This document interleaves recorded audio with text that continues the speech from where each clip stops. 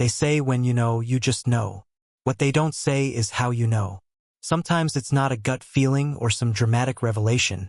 It's just something small, something quiet, something like a voicemail blinking on your wife's phone when she's not supposed to be home. I walked into our house in the suburbs of Austin around 7:12 p.m. Tulips in my hand, her favorite, the yellow ones, the kind she said reminded her of childhood. I had picked them up on the way back from what was supposed to be a long day of meetings. One of the clients canceled last minute, and I thought, why not surprise her? We hadn't been connecting lately. We'd been passing each other like strangers in an airport. I figured this would be a small gesture. Just a little, I'm thinking of you. Maybe it would mean something. When I stepped inside, the house was silent, peaceful almost, the kind of quiet that would have made me smile a year ago. Back then, silence meant she was upstairs, curled up with a book or humming in the kitchen. These days, silence felt calculated, like the house was holding its breath. I set the flowers on the counter and noticed her phone on the dining room table. Screen lit up, voicemail icon blinking. One message. I hesitated. Ashley was always glued to that thing. She didn't go to the bathroom without it, let alone leave it unattended. I told myself I was just curious. Maybe it was work. Maybe it was nothing. But that little light wouldn't stop blinking. Her phone didn't have a passcode. She used to joke that she didn't need one. What, are you going to read my boring emails? I think about that now and wonder if she knew I'd eventually look. I tapped on the voicemail. Hey, baby, you left your earring in the car. Hope next time we don't have to rush. The voice was male, soft, too familiar. Like this wasn't the first time he'd left her a message like that. The kind of voice you only use with someone you know, really know. My stomach dropped. Not all the way at once. It wasn't like in the movies. There wasn't a crash of thunder or a glass shattering in my hand. It was slower than that. Like realizing you've been bleeding for a while but only just now noticing the red on your hands. I didn't move, didn't speak. Just stood there, staring at the screen. That voicemail played on a loop in my mind.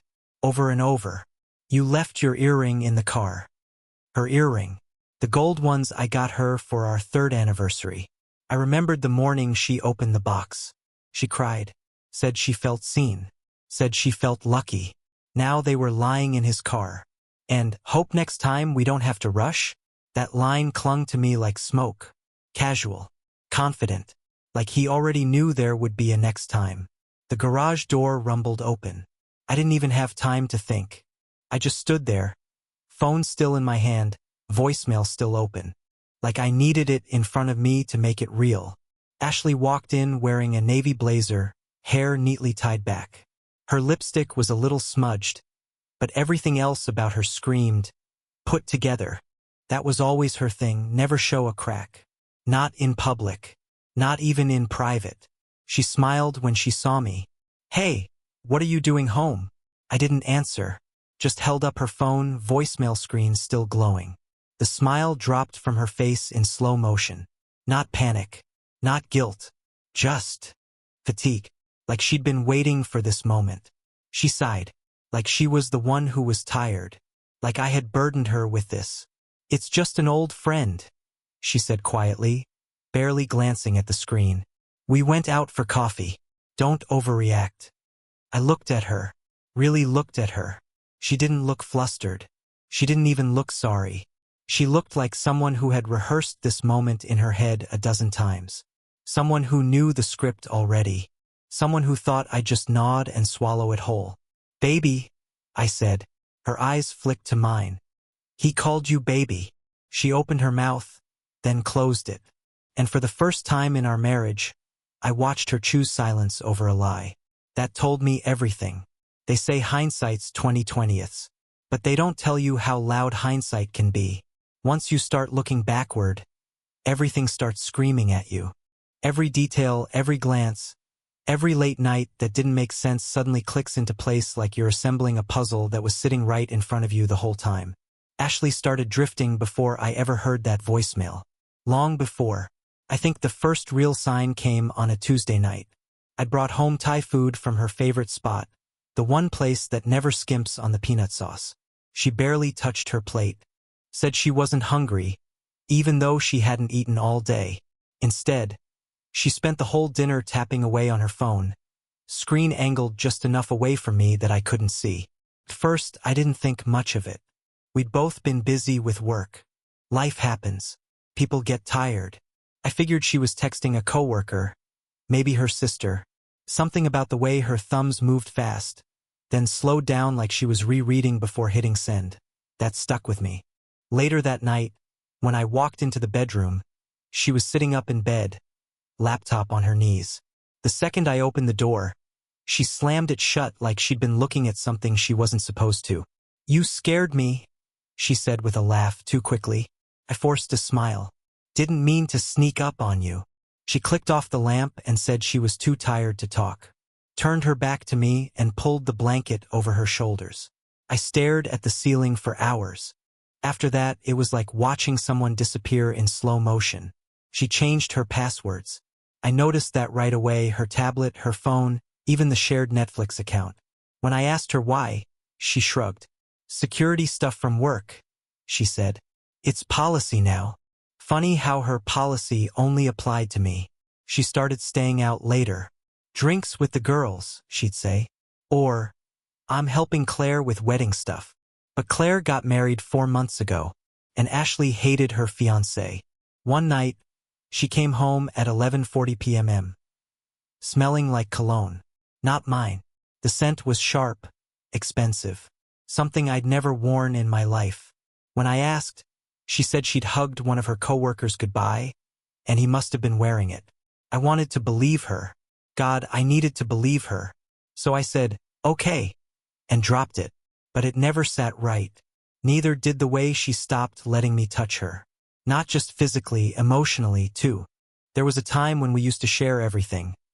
What we ate for lunch, what shows we were watching, who annoyed us at work. Now I could barely get a full sentence out of her. "You never ask how I'm doing anymore," I told her once. She looked up from her phone and said, "You always seem fine." That night, I lay next to her in bed and realized I didn't know the last time we'd had S*X. Not that it was about the S*X. It was about the space between us. About how she curled up on her side of the bed, wrapped in blankets, like a stranger sleeping 2 feet away. And then came the deflections. Anytime I asked a question, anytime I so much as wondered out loud if she was okay, she'd flip it around on me. "Why are you acting so paranoid?" she'd snap. "I'm allowed to have friends, you know? Or worse, you're being really insecure right now. It's kind of unattractive." I stopped asking questions. She was building a wall brick by brick, and every time I asked what was wrong, she accused me of trying to tear it down. So I started pretending not to notice. Not because I didn't care, but because I was scared of the answer. And maybe she knew that. Maybe she was counting on it. One night, we went to a dinner party at a friend's house. There were 8 of us, old college friends, wine, too much laughter. Everyone seemed happy. At some point, I looked across the room and saw Ashley standing by the kitchen, laughing at something one of the guys had said. Her hand brushed his arm. It was subtle, barely a touch, but it lingered a second longer than it should have. I must have stared too long, because when she walked back over to me, she leaned in and said, "Don't start. Okay? It was just a joke." I hadn't even said a word. That's when I realized. She was waiting for me to pick a fight. She wanted me to lose it, to yell, to accuse her of something she could deny, to give her an excuse to walk away and play the victim. But I didn't take the bait. I just nodded and said, "Sure." She looked disappointed. After that night, things got worse, colder. One morning, I came downstairs and found her crying at the kitchen table. I froze. I hadn't seen her cry in months, maybe longer. "What's wrong?" I asked. She wiped her eyes quickly. "Nothing," she said. "I'm just tired." I offered to call out of work, stay with her, talk it through. She said no. Got up and left the house like she was late for something. She didn't even take her coffee. I watched her drive away and felt like I just missed something huge. That's how it always was with her. Like I was living in a house full of smoke, but I couldn't find the fire. I started checking our shared calendar. All her new appointments, late meetings, early morning calls. Every entry sounded just vague enough to be believable. One day I asked if she wanted to take a weekend trip together. Just the two of us. Maybe get away from work, stress, everything. She said, "I don't know if that's a good idea right now." Right now. Like we were in the middle of something unspeakable that only she knew about. So I stopped asking, stopped pushing, and I waited. I told myself maybe it would all pass. Maybe she was just stressed or going through something personal. Maybe we'd circle back around. But deep down, I already knew. There's a difference between distance and departure. One can be closed with effort. The other has already happened. Ashley hadn't been distant. She had already left. I was just too scared to admit it. And so I stayed. I smiled when I didn't mean it. I said, "I love you," even when she didn't say it back. I played the role of the steady husband, the safe bet. But every time she walked out that door with freshly done hair and a phone she wouldn't let me see, I knew. Somewhere out there, there was someone else who got the side of her I used to know. And all I had left were tulips and silence. There's a moment in every sinking marriage when you stop asking questions. Not because you trust, but because you already know the answers will destroy you. I had been living in that moment for weeks, maybe months. I was drifting through my own house like a tenant, not a husband. A quiet occupant in a story I no longer had any control over. But denial is heavy, and eventually it collapses under its own weight. It happened on a Thursday. I remember that because Thursdays used to be our night. Take out on the couch, an episode of something trashy, maybe a bottle of red if one of us had had a rough day. We used to look forward to it. We used to look forward to each other. But not anymore. That Thursday, I left work early. No warning, no text. I just drove home on a whim. Something telling me I needed to. Ashley's car was already in the driveway. That alone made my chest tighten. She was supposed to be at a late meeting. I even remembered the name of the fake client she mentioned that morning. Miller and Thompson? Or something. She'd said it so smoothly I hadn't even blinked. But there her car was, parked neatly, as if she had nothing to hide. At first I thought maybe she got sick. Maybe she came home early. Maybe this was the moment I'd been waiting for. The one where I walk in, and she looks up from the couch and says, "I'm sorry. I've been awful. I just didn't know how to say I needed help." That fantasy lasted exactly 12 seconds. The house was dark. Too dark for someone to be home.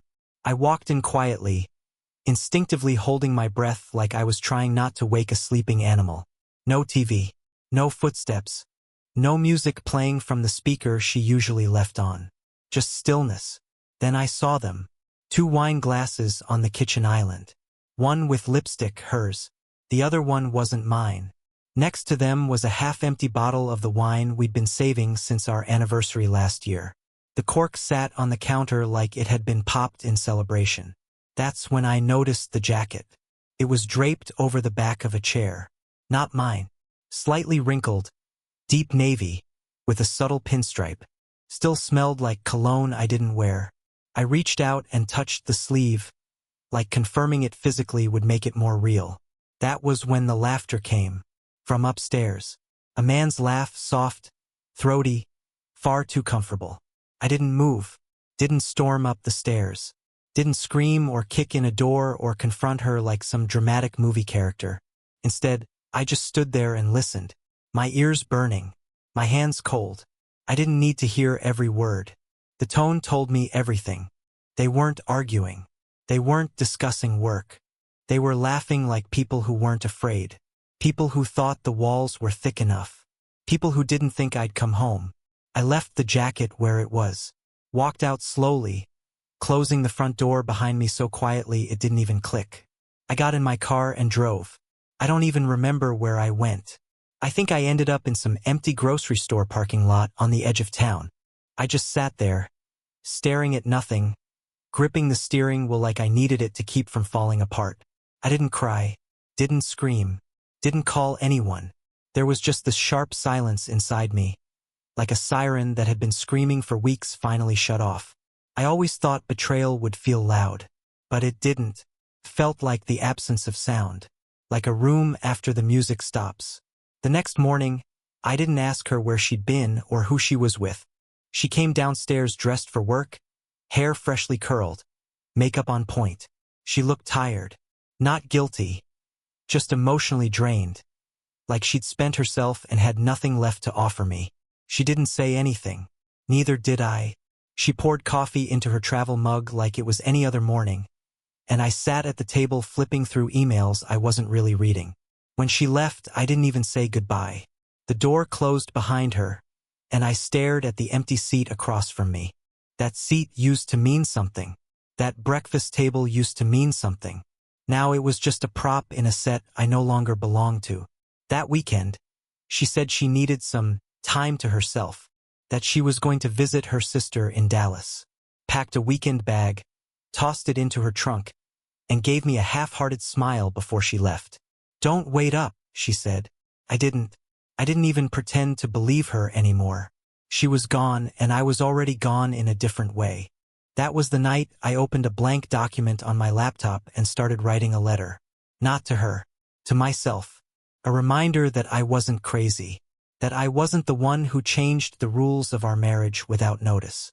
I wrote down everything, every moment, every sign I had buried beneath hope, every conversation I had twisted into something innocent, every time I had defended her to myself, even when my gut was screaming. By the time I finished, the letter was 9 pages long. When I reread it, I cried for the first time in months.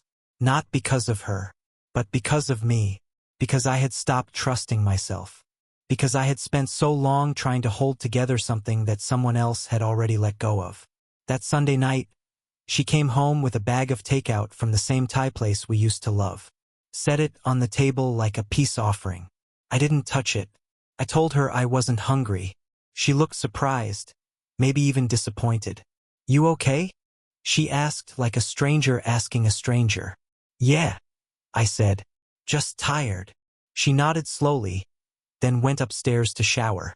And that was when I realized something. She wasn't going to leave me. She was waiting for me to leave her. That way, she wouldn't have to be the villain. That way, she could tell her friends I'd grown cold, distant, that she tried to fix things, but I gave up. She wanted the escape and the sympathy, and I wasn't going to give her both. So I made a different choice. I disappeared. Not literally, not yet, but emotionally. I stopped feeding the fire. I stopped offering conversation, stopped showing concern, stopped pretending. I became quiet, not passive, not spiteful, just silent. I answered when spoken to. I ate meals when I was hungry. I slept on the far side of the bed. I stopped reacting to her mood swings, her absences, her false attempts at normal. She noticed. One night she asked, "Is everything okay between us?" And I said, "I'm not sure." That was the last time she brought it up. Eventually, she stopped pretending too. She stayed out later, came home earlier, texted in other rooms, left her phone face down, stopped talking about the future. And I let her, because I was done trying to fix something only one of us was still holding on to. So when the truth finally screamed in my face, 2 wine glasses, a strange man's laugh echoing from upstairs, I didn't break, because I'd already broken. And now I was ready to rebuild. Without her, I left on a Wednesday morning. No goodbye note, no final argument, no dramatic exit, just a quiet sunrise, a packed duffel bag, and the weight of everything I wasn't willing to carry anymore. I didn't even take the highway at first. I took the back roads, the kind that twist through farmland and forgotten gas stations. The kind where no one knows your name and no one's waiting for you to come home. I don't know when I decided to disappear. Maybe it was the moment I heard that man laugh in my bathroom. Maybe it was the moment Ashley handed me takeout like it could undo 6 months of silence. Or maybe it was just the realization that I didn't recognize myself anymore. Not in our house, not in our marriage, not even in the mirror. She wanted me to leave. She just didn't want the responsibility of asking. So I did it for both of us. I ended up in a place called Bay Falls. I found it by accident, one of those small towns that doesn't show up on most maps unless you zoom in close. It's the kind of place with a single diner, a dock, and more trees than people. And that was exactly what I needed. A place where no one knew me as Ashley's husband. No one pitied me. No one asked how I was holding up. No one looked at me with that mix of sympathy and curiosity, like they were waiting for gossip to spill out of my mouth. I told the woman at the rental office my name was Nick Reed. Not my real name, not even close, but it felt good, clean. A fresh page.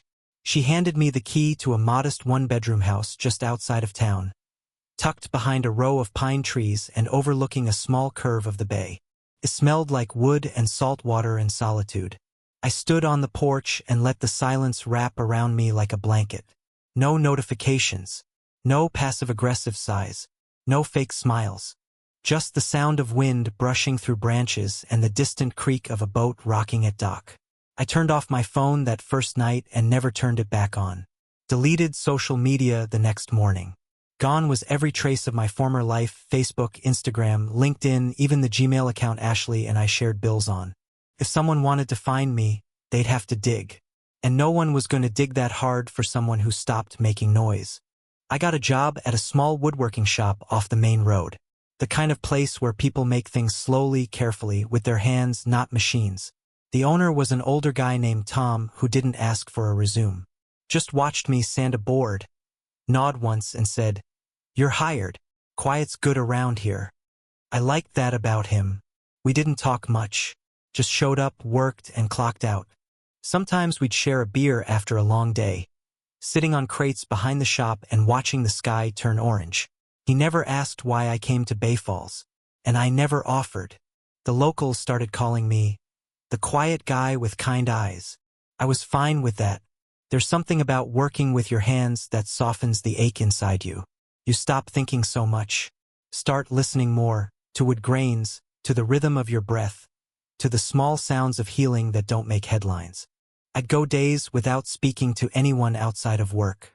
Wake up early, brew coffee, watch the mist roll over the bay. Sometimes I'd write in a journal, not a letter, just fragments of thought. Pieces of myself I was slowly picking back up. At night, I slept better than I had in years. No pacing the hallway. No staring at the ceiling wondering who she was texting. No whispered conversations in the bathroom while I pretended not to hear. Just deep, uninterrupted rest. Freedom doesn't always come with a celebration. Sometimes it comes quietly, like falling asleep in a place where no one expects anything from you. A month into my new life, I realized I hadn't thought about Ashley in days. That's when I knew I was healing. Not because I hated her less. Not because I suddenly understood her choices. But because I finally saw them for what they were, hers. Not mine. Not my burden. Not my shame. She was who she was.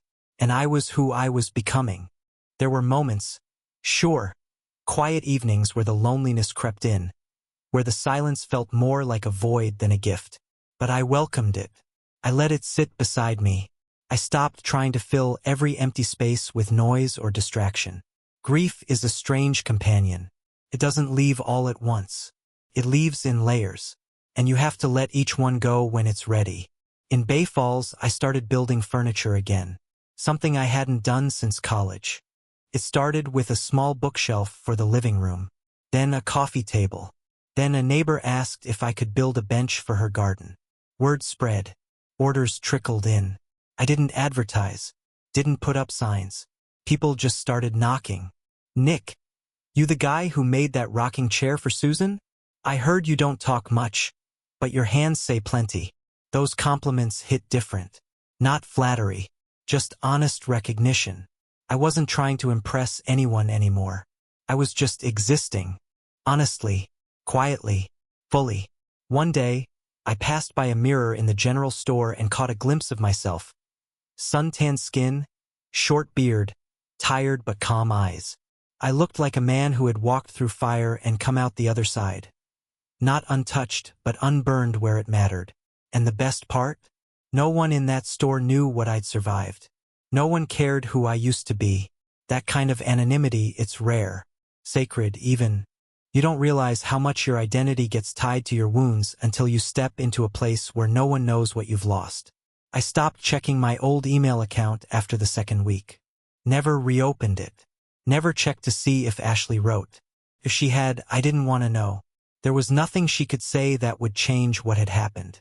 And more importantly, there was nothing I needed from her anymore. No apology. No closure. No explanation. She had moved on long before I did. I was just catching up. 6 weeks after arriving in Bay Falls, I took a walk along the edge of the bay just before sunset. The tide was low, the air sharp with salt. A blue heron stood near the water, still as a statue, watching something I couldn't see. I sat on a driftwood log and watched it for a while.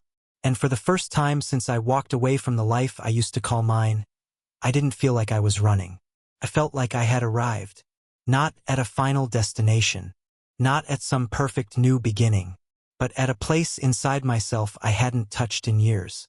Place called peace. One thing about disappearing is that people notice.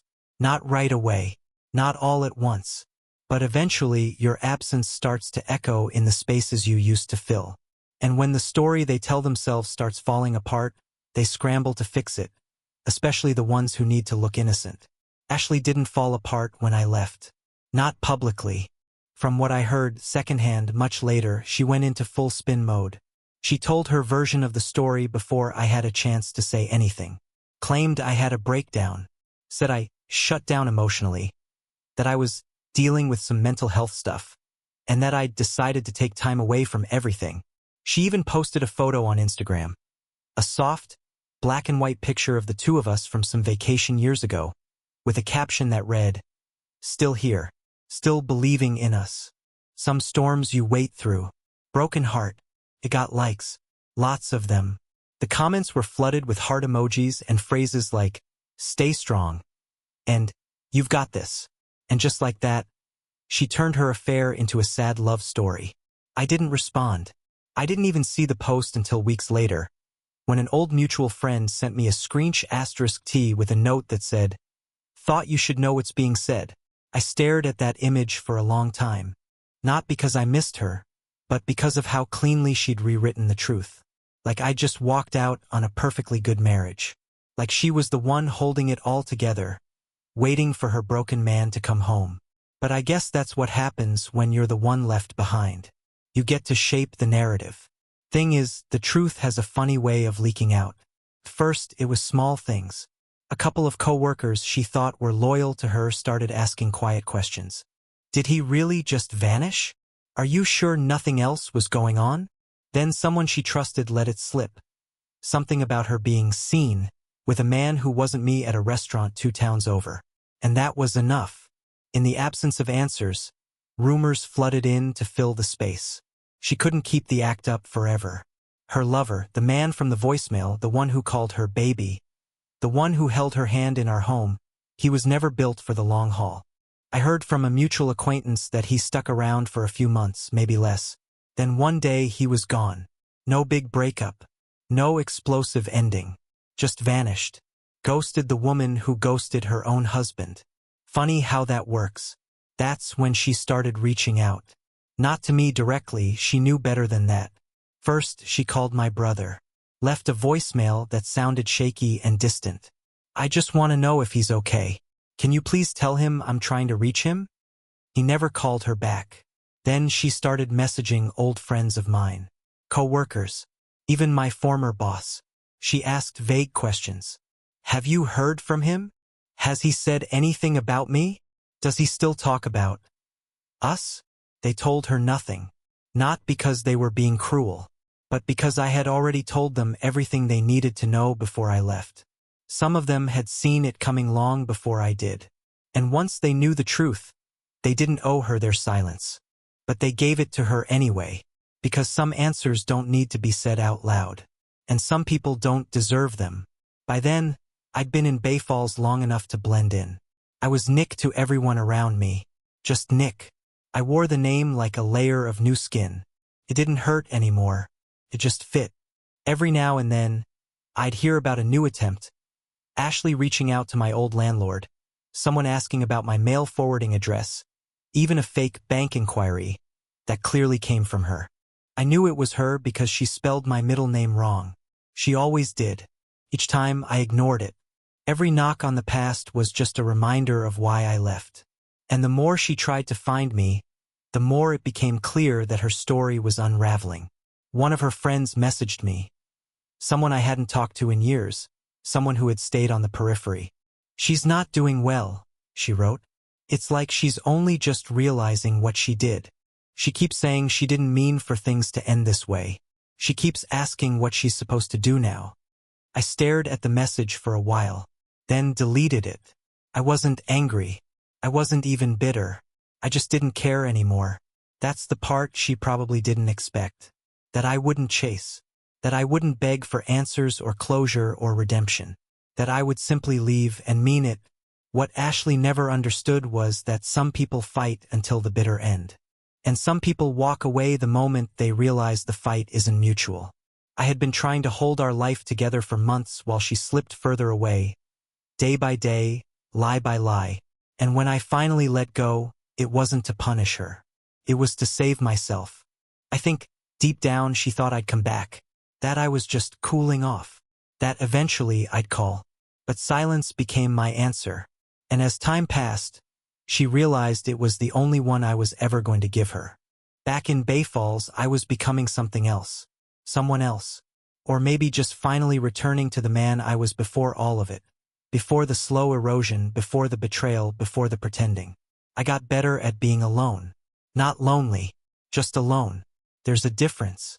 I learned how to fill my days with purpose instead of pain. Morning walks by the bay. Sanding down rough cedar until it was smooth enough to run your palm across without flinching. Cooking simple meals. Reading again. The things I used to love before I started measuring my life by someone else's disappointment. I even started smiling again. Real smiles. The kind that sneak up on you. One night, as I was closing up the shop, Tom looked at me and said, "You've changed." I raised an eyebrow. "For better or worse?" "For quieter," he said with a grin. "But in a good way." I nodded. He was right. There was something different in me now. Not harder. Not colder. Just quieter. Calmer. Still. I didn't need to prove anything anymore. Not to her. Not to anyone. And every time I didn't answer a call from the past, I felt lighter. Like I was slowly peeling off layers I didn't realize I'd been dragging behind me. Ashley had built a version of the story where she was the one abandoned. But stories don't hold up when they're missing truth. And her version was starting to collapse under the weight of silence. Sometimes silence is cruel. But sometimes, it's the kindest, most honest thing you can give. Because when words are just tools to manipulate, withholding them becomes an act of mercy. I never blocked her number. I didn't need to. She stopped calling after the 6th attempt. Stopped emailing after the 4th. Eventually, even the knock on the past grew quiet. She moved on, I guess. Or tried to. But by then, I was already too far gone. Too far free. It was a gray morning. Mist hanging over the bay like a question. I was finishing coffee when I heard it. A knock. Not loud. Just hesitant. I opened the door and froze. Ashley. No makeup. Hair tied back. A coat too thin for the season. She looked smaller somehow. In her hands? Nothing. No apology card, no suitcase, no dramatics. Just herself. I didn't speak. She looked at me like she hadn't rehearsed this part. "I didn't know where else to go," she said finally, her voice raw. I didn't answer. Just stepped back, letting the silence grow thick between us. Her eyes searched mine. For anger, for love, for anything. She didn't find it. I wasn't the man she remembered. That man lived in a house I no longer called home. So I waited. Eventually, she gave a small, broken nod. "I get it." And just like that, she turned and walked back down the steps. I didn't close the door. I just let it drift shut behind her. The next morning, I found an envelope on my porch. No name, just folded edges. Rain-kissed. Inside was her handwriting, shaky but familiar. It was a confession. She told the truth. About the affair, the lies, the man who disappeared the moment I did. She said she'd been searching for herself, but ended up more lost than ever. She thought I'd be waiting. She hoped I still would be. I read it once, then again. Then I grabbed a sticky note, wrote one word, no, and pressed it to the letter. She came back hours later, saw it, and stood there. Just stood. No tears. No begging. Barefoot like she wanted the earth to forgive her. But I didn't speak. Didn't slam the door. I just watched her walk away, for real this time. Not with a lover. Not with lies. Just with the silence she'd left me in. And that was enough. The story ended where it always should have. Quietly.